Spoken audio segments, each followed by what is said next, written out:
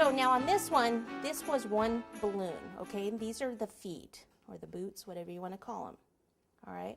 So this was one balloon. What you do is you take a serrated knife and you actually score the balloon first. So if I usually like a smaller one, but I only brought the big one because I had already done this section. So you're like this, okay? It's one balloon, and you just gently score it all the way around. And you can even, if you have a hot knife too, it works really well. You can run it under hot water, dry it, and then come over across the chocolate. And once you do it several times, then it will go ahead and it'll cut for you. Now, this one, because this Santa is going to be sitting on his shoes. I've done things before that the body is actually sitting behind the feet. And if it's the body sitting behind the feet, then the feet can be hollow. But since the feet are going to support the weight of everything else, they can't be hollow because they'll probably just crack and break. So you could either do solid chocolate, or you can put something in here to help save on some of the chocolate. So it depends again if they're going to eat it or not eat it. If they are going to eat it, then you're probably going to want to do solid chocolate, or you could put something like Rice Krispies in here and a little chocolate in here.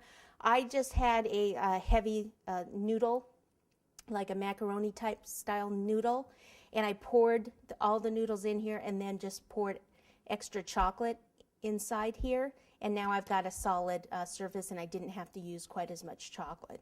So those are the different things that you can use for that. So here are my feet. This is why it has red on top already, because I did use it once. So the part that the part on the balloon where this is where this was tied, okay, so I'm going to have that towards the back. Then you need a pretty good heavy board, because it's going to be quite heavy once we get the chocolate and everything on here.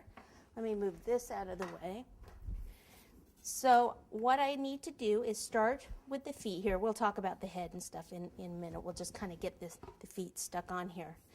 All right, so I want to just take these, and I'm going to put them kind of a little back and maybe slightly to the side, and that will give me a little space for the sack over here. Okay, so if I'm going to go there, I'm going to take some chocolate. I'll just take some of the dark chocolate.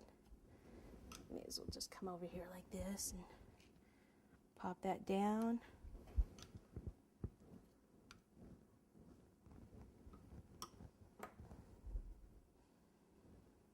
Okay, so I've got, actually kind of like it like that.